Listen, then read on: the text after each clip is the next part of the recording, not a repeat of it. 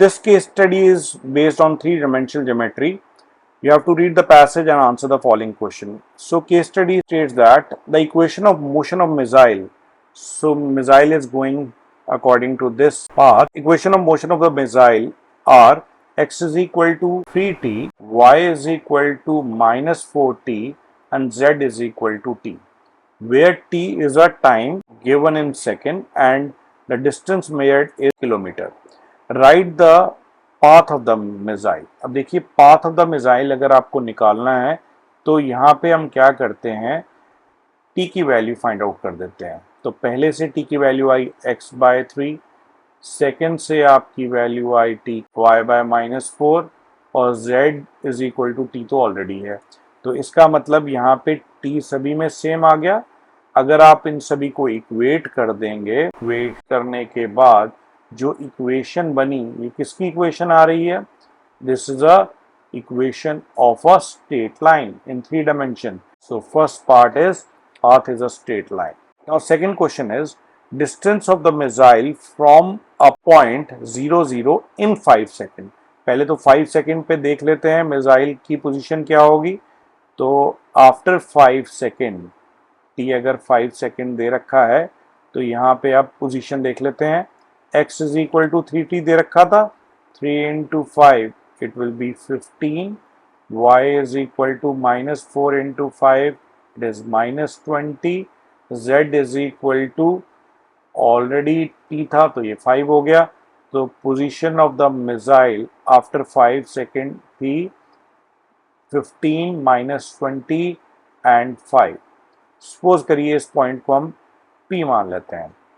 और ओरिजिन, अब इसका डिस्टेंस निकालना है ओरिजिन से. ओरिजिन के कोऑर्डिनेट तो आपको पता ही है 0 0 0. तो ओपी पे में डिस्टेंस निकालना है तो डिस्टेंस फॉर्मूला लगा देंगे.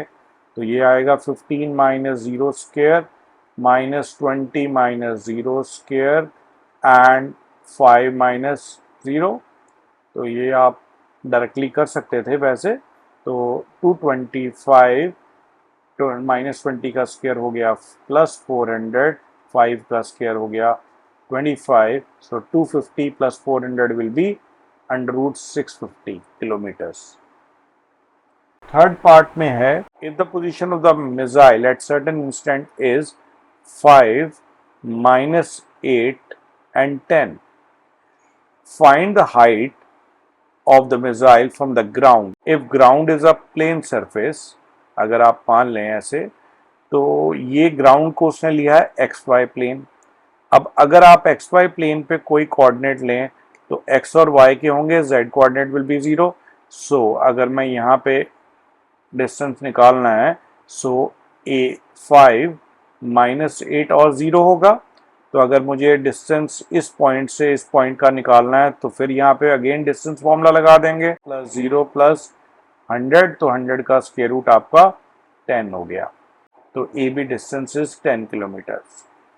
Now third part again choice में जो था वो क्या है, find the value of K the lines are perpendicular.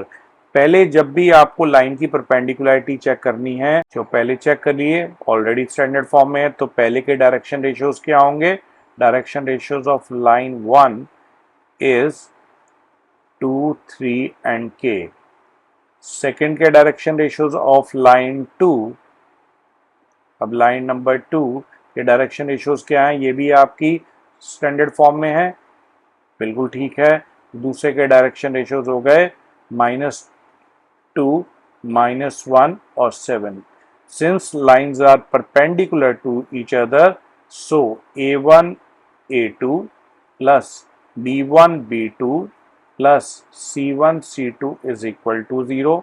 -4 -3 plus 7k is equal to 0. So 7k is equal to -4 -3 is -7. उधर जाके आपका हो जाएगा 7. So k is equal to 7 upon 7. After cancellation you got k is equal to 1.